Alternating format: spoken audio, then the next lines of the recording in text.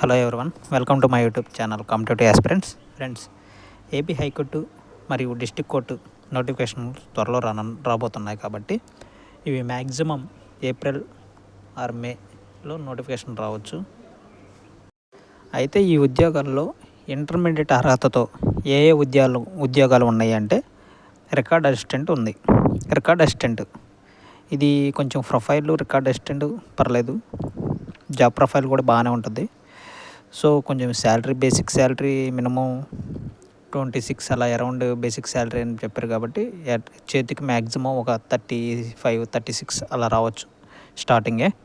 అయితే ఇంటర్మీడియట్ అర్హతతో ఉన్న ఈ ఉద్యోగం మ్యాక్సిమం హైకోర్టు ఉద్యోగాలన్నీ 6 months లోపే కంప్లీట్ అయిపోతాయి. ఎటువంటి కోర్టు కేసులు కానీ ఇలాంటివి కానీ మ్యాక్సిమం ఉండదు. ఎందుకంటే ఏపీపీఎస్సీ గ్రూప్ 2 చూసాం, కోర్టు కేసుల్లో ఉంది. కానిస్టేబుల్ చూసాం, కోర్టు కేసుల్లో ఉంది. ఎలాంటి న్యాయ చిక్కులు లేకుండా నోటిఫికేషన్స్ హైకోర్టు ద్వారా ఫిల్ చేస్తారు. ఎటువంటి ఇబ్బంది ఏమి ఉండదు. మంచిగా ప్రిపేర్ అవ్వాల్సిందే. ఎందుకంటే 6 months లోపు ఖచ్చితంగా ఉద్యోగం వస్తుంది. కంగారు పడాల్సిన పని ఏం లేదు. మ్యాక్సిమం ఏప్రిల్ 15 లోపు ప్రమోషన్కి సంబంధించిన అన్నీ అప్పటి ఫైల్స్ కానీ అవన్నీ కంప్లీట్ అయిపోతాయి. మ్యాక్సిమం నోటిఫికేషన్ అనేది ఏప్రిల్లో రావచ్చు, ఎండింగ్లో రావచ్చు, లేకపోతే మేలో రావచ్చు. ఖచ్చితంగా నోటిఫికేషన్ అయితే ఉంటుంది. కొంచెం మధ్యలో ఈ ఎస్సీ వర్గీకరణ కూడా ఉంది కాబట్టి కొంచెం అవన్నీ క్లియర్ చేసుకుని నోటిఫికేషన్ వచ్చే ఛాన్సెస్ ఎక్కువ ఉన్నాయి. సో మంచిగా ప్రిపేర్ అవ్వండి. మంచిగా చదువుకుంటే మ్యాక్సిమం దీనికి సంబంధించి సిలబస్ ఏంటి, క్వాలిఫికేషన్స్ ఏంటని మీకు తెలియజేస్తాను.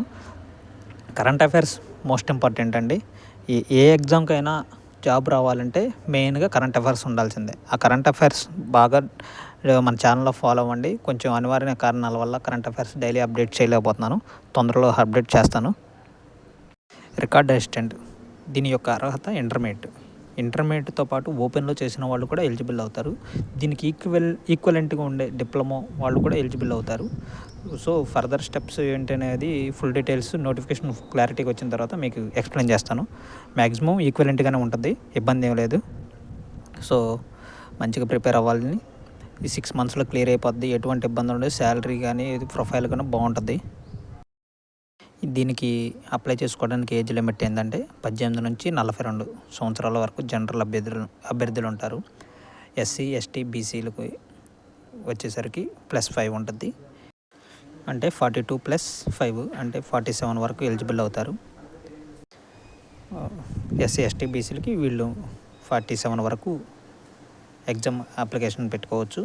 ఫిజికల్ డిజేబుల్డ్ పర్సన్ వచ్చేసరికి 42 + 10 years ఎక్స్పెన్షన్ ఉంటుంది. వాళ్ళు 52 వరకు ఎగ్జామ్ రాసుకోవచ్చు.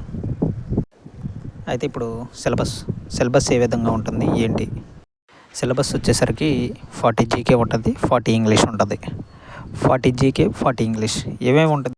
జీకే వచ్చేసరికి Indian art and culture, dance and music.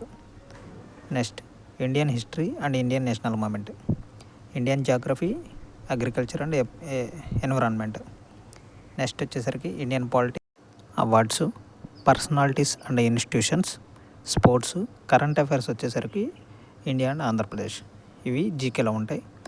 English వచ్చేసరికి కాంప్రహెన్షన్ ప్యాసేజ్ వస్తుంది.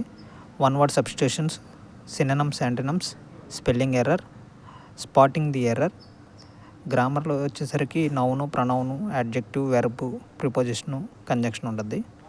యూజిఏ అండ్ ఏ అని ఎక్కడెక్కడ వాడాలి ఏంటి అని అడుగుతూ ఉంటాడు. నెక్స్ట్ వచ్చేసి ఈడియమ్స్ అండ్ ఫ్రేజెస్. 80 questions అండి. మొత్తం 90 minutes టైం ఉంటుంది. ఎటువంటి న్యాయపరమైన సమస్యలు ఉండవు. మ్యాక్సిమం ఎటువంటి న్యాయపరమైన సమస్యలు ఉండవు, ఇబ్బంది ఏమి ఉండదు. మంచిగా ప్రిపేర్ అవ్వండి. జాగ్రత్తగా ప్రిపేర్ అయితే 6 monthsలో నోటిఫికేషన్ క్లియర్ అయిపోయి జాబ్లో ఉంటారు. Thank you.